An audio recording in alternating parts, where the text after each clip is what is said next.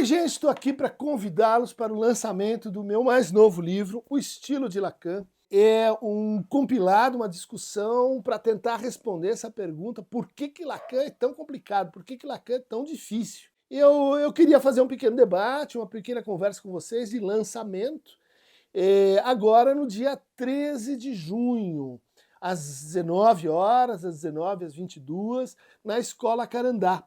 Carandá fica na Rua Joaquim de Almeida, 459, Mirandópolis, né, São Paulo. É uma travessa da José Maria Whittaker, né? Aberto, público, gratuito. Queria muito que todos vocês fossem. A gente vai falar um pouco sobre o livro, vai tomar algumas, vai, enfim, confraternizar. Então, queria muito que vocês estivessem lá. O Estilo de Lacan, minha autoria, 13 de junho, Escola Carandá. Espero vocês, vai ser o lançamento.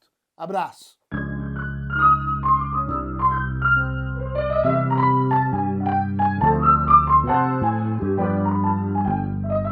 Bem-vindos ao nosso Falando Nisso de hoje, nesse canal YouTube, com uma pergunta dupla, que a gente vai fundir aqui. A primeira é do Rogério Filho. Professor, você poderia falar mais sobre a relação da psicanálise com a arte? Sou estudante de artes visuais e nesse ano faço meu TCC. Estou explorando bastante o inconsciente na arte e adoraria te ouvir falando sobre isso. Tá? Então, eu vou fazer algumas observações e remissões sobre isso para você, Rogério. E eu vou juntar isso com uma pergunta do Caio César. Né? Qual a relação da psicanálise com a música de concerto? Diria erudita. Freud gostava de Mozart, Lacan falava de Bach e Schoenberg. Duncan escuta música clássica? E essa música do Falando Nisso? Qual o nome de quem é? Tentei fazer uma pergunta mais elaborada, mas quero mesmo saber sobre a música de abertura desse programa. Então, gente, vamos lá.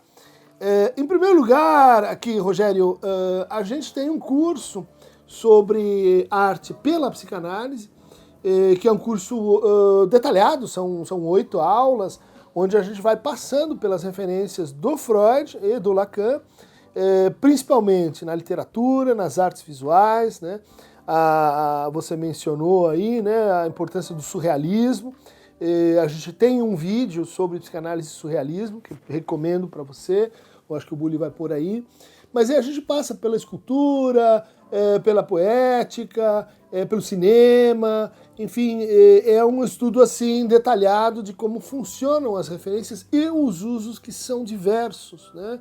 Não é assim, tem uma relação da psicanálise com a arte, essa relação mais simples, né, que é a relação de hermenêutica de enredo e personagem. Então aí a psicanálise vai lá e lê o Hamlet e diz, aqui a neurose obsessiva, a fobia, ou lê Macbeth e olha aqui o problema da culpa. Esse tipo de uso, né, da literatura, que no fundo deixa pouco, né, para a literatura, deixa pouco para a arte, ele faz parte, né, da tradição de relações, mas a gente procura explorar, então, nesse curso e também quando fala da relação entre psicanálise e arte, outras modalidades de relação. Por exemplo, a indução de conceitos, né, que vem da estética para a clínica, para a psicanálise. Que é inusitadamente, né, que segue esse caminho, é o conceito de empatia. É um conceito meio secundário em psicanálise, né, importante para as psicoterapias em geral, mas ele é um conceito que vem da estética. O mesmo a gente podia dizer, né, das análises, principalmente das análises primeiras, né, que o Lacan faz sobre Carta Roubada, Edgar Allan Poe, né, onde aí a arte ela é pensada como um indutor de conceitos, porque ela é pensada como linguagem. E aí a gente tem várias importações muito, muito interessantes, né. Acho que no caso do cinema, a gente tem uma coleção, o Bully vai colocar aí para vocês, chama Cinema e Psicanálise, que fiz com a Ana Lucília Rodrigues. São 9 volumes, em que a gente se pôs, né, durante esses tempos, em que a gente promovia uma jornada paulista de cinema e psicanálise, a escutar os diretores, cineastas, programadores, atores, diretores, para entender que a feitura, a construção de filmes, né, tem uma homologia muito interessante com a construção de uma sessão de psicanálise. Então, corte, cena, campo contra campo, onde põe a câmera com a trilha, questões que são questões formais, né? Não tanto, né, da qualidade da dramaturgia, mas também a gente entra um pouco na preparação de atores. E isso tudo seria profundamente assim, informativo para a gente pensar, né, uma espécie de semiologia de base para descrever o que a gente faz quando a gente faz psicanálise. O ritmo de intervenção, o ritmo da sessão, o humor, a qualidade de afeto, né, que vai se produzindo. Como é que a gente faz para fazer com que isso aconteça e para transformar, né, para produzir tensão e contratensão, para produzir efeitos que no fundo vão concorrer para que a pessoa se escute mais além de si e, portanto, subjetive e simbolize, atravesse aí as suas questões. Então, quem tem interesse nesse curso, ele tem janelas assim que ela vai abrindo e se tornando disponível para vocês, chama a Arte pela Psicanálise. Ele está disponível aqui no link que o Bully está pondo, né? Curso artepsi.com, pode ser para quem quiser ir direto para o site, né? E bom, de quando em quando a gente disponibiliza, sempre temos bolsas e, enfim, quem quiser escreve aí também para ter acesso a esse curso por outras vias. Quanto ao fato do Dunker escuta música, talvez eu vou te dar uma resposta decepcionante, né? Eu venho de uma família muito musical. Meu avô paterno estudou na Universidade de Viena, né? À época em que o professor Sigmund Freud era privado docente ligado à Universidade de Viena. Ele estudou filosofia, desenho e música, né? Então ele vem para o Brasil, conhece a minha avó aqui, e ele dá aulas de música, né? Isso ficou muito marcado, assim. Então meu pai gostava muito de música, não era um bom músico, mas tinha essa coisa assim com a música clássica, com a música erudita, cantos orfeônicos, né? Tocava alguns instrumentos, mas aquilo se tornou um martírio para mim, porque era uma espécie de obrigação de que você tem que conhecer e apreciar, então Bach, os Portas e Brandemburgo. Estou me lembrando assim de um passado duro, né? E isso me indispôs assim, com a música erudita. Eu fui me reconciliar com isso muito mais tarde, mas aí já havia passado o tempo, né, da formação musical, né, da formação para a escuta qualificada, né? E por isso, quando a gente vê as crianças e onde é que eu levo elas, leve, né? E na medida do possível cultive, né, a formação, porque é um pouco como língua. Começar a falar, entender línguas quando você já é adulto é muito mais difícil, né? A música é a mesma coisa. Então, na música clássica, assim, eu conheço um pouco a história, né, da estética, então por isso me viro um pouco com os nomes, mas eu diria assim que não tenho sensibilidade, né, não tenho ouvido para isso. A minha grande paixão pela música veio quando eu descobri Rock and Roll. Este é um canal de rock. I wanna rock! Yeah! Esse canal, como vocês vão ver, né, ele nasceu da banda de rock do meu filho, que tocava Arctic Monkeys, que tocava Charmeleon, que tocava rock. Eu não sei como isso foi possível, né? Eles ensaiavam fins de semana, eles ensaiavam domingo à noite, né? Até assim, 1, 2 da manhã. Era o ensaio, né? É um negócio que você toca, você erra de novo aquela, você erra. E daí depois começaram a fazer as composições deles, né? A banda chamava-se inicialmente Ideias de um Canário, depois virou Vitor e o Resto, várias formações, né? Com todo mundo que até hoje faz parte da produção do canal. Eu era, enfim, um frequentador, né? Iron Maiden, né? Def Leppard, Kingston Cream, Jefferson Airplane, Dylan, Hendrix, é claro, Janis Joplin, Eu tinha uma adoração, Ramones, né, o punk, né, o Joy Division, Depeche Mode, enfim, eu consumia esse lixo, né, final da escola e esse lixo, Pink Floyd, todo mundo acha, o Chris não gosta, eu adoro Pink Floyd e tal, isso foi me acompanhando aí durante a faculdade, né, então eu lembro de frequentar, né, muita balada de rock, né, e o rock foi virando um estilo de vida, né? Foi virando que eu consegui passar para o meu filho Matias. Alguns sabem, né, que eu tenho uma certa decepção relativa com o fato de que, enfim, eu sou um praticante do futebol, palmeirista, fanático. O Matias não gosta muito de futebol, mas ele gosta muito de rock, ele gosta muito de música, ele gosta, enfim, toca 4, 5 instrumentos, bateria principalmente. E respondendo a tua pergunta, nós temos aqui um músico, né, o Thomas Kaufmann, que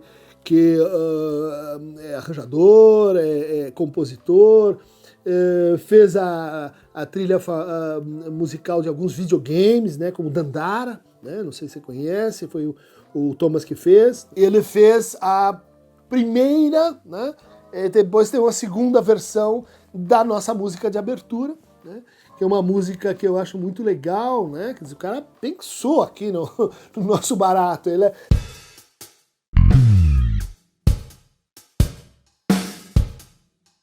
Então essa é a sessão questões e perguntas do nosso canal no YouTube, onde vocês podem mandar indagações para a nossa produção, e aqui eu tento responder brevemente as indagações de vocês. Se vocês repararem, tem um som ao fundo assim, meio de chuva, né? E ela foi composta com sons de vinil, né? Então não é um sintetizador, tem partes, né, de synth, mas a maior parte é vinil, para dar um efeito que é assim, sinta-se na casa do Chris. Tá chovendo lá fora e aqui, nossa senhora, faz tanto frio. Um dos nossos inimigos mortais, Guilherme Arantes, tô brincando. Rock nacional, né? Eu cresci assim, né? Nessa virada, cresci. Assim, a minha adolescência foi atravessada pela chegada, né, de Barão, Cazuza, Capital Inicial, Engenheiros do Havaí, Ira, enfim, toda essa o rock nacional, que era contemporâneo do processo aí de redemocratização do Brasil, e que tinha pra gente uma pegada super assim, né, de estamos up to date. Então tá aí, a música do Thomas Kaufmann não tem nome, né, a gente chama de abertura, mas tem uma segunda música que foi composta pelo Rafael Minervo. O Rafael foi professor do Bully, que toca violoncelo. Aqui a turma é toda musical mesmo, todo mundo tem um pé na música, menos eu. Eu sou assim, quadrado do rock and roll, né? O tiozão do rock and roll. E o Rafael, então, um compositor aí da mais alta qualidade, professor de baixo, né? Já que a gente agradece. Mas a gente começou a notar que tem um problema aqui, né? Que é o problema da fidelidade ao canal. Quando a gente muda a música, quando a gente faz uma distorção, quando altera, as pessoas dizem, mudou a música, eu gostava da outra, eu quero a outra de volta, né? Então a gente fica meio amarrado. Como acontece com os youtubers, né? Que ficam amarrados a um certo formato, o público quer que fale uma coisa, então não pode falar muito fora daquilo, né? Eu acho que esse canal não tem muito esse problema, mas meus amigos youtubers relatam muito isso, né? De você ser sugado para aquele teu papel, porque é teu público que no fundo manda, né? Bom, então quando a gente faz alguma mudança, vem essa chuva de críticas e a gente fica, vamos voltar para o nosso clássico aqui, né? E tem algumas pessoas que não gostam da abertura, né? Tem algumas pessoas que não gostam e a gente acha muito intrigante isso, né?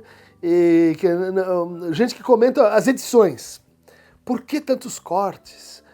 Esse corte não ficou bom. Coisas que, assim, eu nem sei dizer onde está um corte aqui, né? Mas o pessoal estudou, né? Eles vieram aí do chão de fábrica, né? Da produção de vídeo, da produção de som. O Bully é especialista em captação de som e e microfones e tal. Então, quando a gente faz algumas alterações, a pessoa imediatamente, né, critica. Eu acho muito interessante uma crítica, assim, interessante não, assim, desleal, né, que é a crítica que diz assim: Cris, você precisa de um fonoaudiólogo. Cris, a sua voz é chata. Cris, você fala muito... E daí eu já até falei pro Bully, mais uma vez, né, Bully, tira esses porque daí a pessoa para de encher o saco, né. E ele muito sabiamente diz: Cris, mas esse é você, esse é atrapalhado, esse que fica pensando enquanto fala, o canal não é roteirizado. Tem gente que é mentira, não é roteirizado. E os você acha que eu ia ficar falando se eu tivesse aqui um texto, lendo um texto, né, ou com ponto? Então, tá aí posta a nossa relação com a arte, a relação com os nossos criadores, né? Sobre música, de fato... acho que a produção é subfaturada, né? Tem pouca coisa sobre música. O Vivés, né, é um psicanalista contemporâneo que estuda autismo, né, e que trabalha, né, essas tolos que pensam que vamos pôr o autista no divã e daí, bom, não, tem que falar a língua do outro, né, gente. O Vivés é um ótimo exemplo de como ele leva o violão para dentro da sessão, ele leva a música para dentro da sessão, porque a música é um tipo de linguagem muito interessante, especialmente a música erudita, clássica, instrumental, né, porque é uma linguagem deflacionada de representação, né, daí que o Schopenhauer gostava muito da música, né, punha em primeiro plano, porque ali você conseguia ter uma intuição sensível sem ser parasitado, né, sem ser induzido à formação de sentido. Tá certo, que bom, as 4 estações, então você vai se sentir alegre, triste, conforme.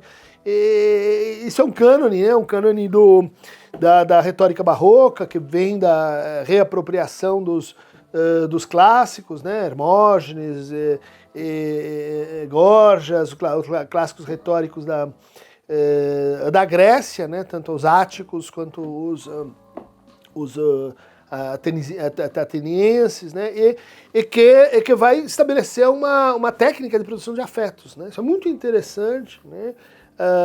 Recomendo muito os trabalhos do João Adolfo Hansen. Tem vários assim youtubers, é sensacional como ele recupera toda essa história, ele mostra a importância do barroco como uma técnica de produção de afetos, né? Assim, regrada e apoiada lá nas categorias do Aristóteles até os românticos, né? E daí aparece um outro conceito de música e como é que ele diz, né? Ut pictura poiesis, né? Assim, que como na poética, na imagem, né? E entre as duas você tem esse ponto, né? Assim, em que não é nem poética, nem imagem, mas ao mesmo tempo é poesia que te é incitada, né? Pela experiência musical. Então aqui a gente tem um universo de linguagem, portanto devia ter alguma relação assim mais estreita, mais sistemática, né, com a música, mas confesso que é pouco, né. No Brasil a gente tem os trabalhos do Wisnik, né, Luiz Miguel Wisnik, e do Luiz Tati, que é semiótica da canção, mas aí é canção, né. O meu querido, estudamos juntos, Walter Garcia, né, um estudioso da Bossa Nova. Imagina, né, eu no meio desses caras que entendem tudo de música e vamos falar de futebol, porque eu não sei falar nada. Mas essa turma toda, ela pensa, né, e usa a psicanálise aqui e ali, né, mas eu acho que aí o peso da letra, né, acaba sendo muito forte. Também outro meu amigo Vladimir Safatli tem trabalhos muito interessantes sobre filosofia da música, né, o último deles o Impulso, né, sobre impulso. O próximo número, o livro acho que é sobre modernismo e música modernista, e estou esperando, mas para aprender, porque isso aí é uma várzea para mim, né? Então, não sei se te ajudei com o seu TCC, Rogério, né? Artes visuais é um campo muito longo. Estou lançando aí um livro que vem desse meu interesse aí mais recente, eu diria, pela estética, que chama-se O Estilo de Lacan, né? Então ali, Rogério, você vai encontrar reflexões mais específicas, né? Especialmente quando eu entro no barroco e quando falo do surrealismo, né? São dois... Aí sim, recupero a análise de obras visuais, né, no Lacan, comparo e contrasto isso com a poética das místicas, comparo isso com o problema da oralidade da imagem, né? Então ali acho que você vai encontrar também boas referências. A gente fez um vídeo sobre o estilo de Lacan, saiu aí pela Zahar Editora, quem quiser. Gostei bastante desse trabalho e acho que ele é uma contribuição aí para o debate. Espero que vocês também opinem sobre o que se obteve nessa pesquisa. E me ocorreu, não sei, parece uma daquelas maldições, né? Meu avô, meu pai, agora um monte de amigos meus, músicos, né? Músicos, aqui a própria banda, pessoas como Tobias Folkman, com quem eu tive uma aventura assim incrível, que foi produzir, né? Um show, como o imbecil fala, né? Uma apresentação de uma orquestra sinfônica da USP, né? Falando do tempo e da alma, né? Psicanálise e música. Eu não sei se isso ficou gravado, mas ficou, eu achei bem legal, né? Então veio Henrique Satie, veio Caetano Veloso, veio Mozart, a gente fez uma montagem assim, né? De esse conceito na psicanálise, junta com essa obra musical e tal. Termina com um samba incrível, né? Todo mundo, enfim, cantando. Tobias Folkman é um grande amigo, é o maestro, né, da orquestra da USP. E outro grande amigo que quando está no Brasil, enfim, gosto muito de encontrá-lo, que é o João Galindo, aquele que... João Maurício Galindo, que fazia o Aprendiz de Maestro, né? Era uma coisa, cadê o Aprendiz de Maestro? Oh, gente da cultura aí, Sesc acordando, precisamos refazer de novo o Aprendiz de Maestro, que era justamente essa iniciação musical divertida que o João fazia, né, para ir explicando como é que funciona uma orquestra e tal, né? Então, João Galindo, um abraço, Tobias, um abraço, todos os meus amigos de música clássica, um abraço. Então, gente, arte, música, no fundo... Born to be Wild, Born to be Wild, uma das maiores aberturas do cinema, né? Dennis Hopper, e como chama o outro? Peter Fonda, Steppenwolf, né? Aqui é rock. Aliás, Aqueronta é um frequentador, né, máximo dos Beatles, dos Rolling Stones, daquele rock clássico que pegou o soul jazz. E quando vocês entrarem na canoa, vocês vão sentir Born to be Wild. Nada de Reborn, é Born to be Wild.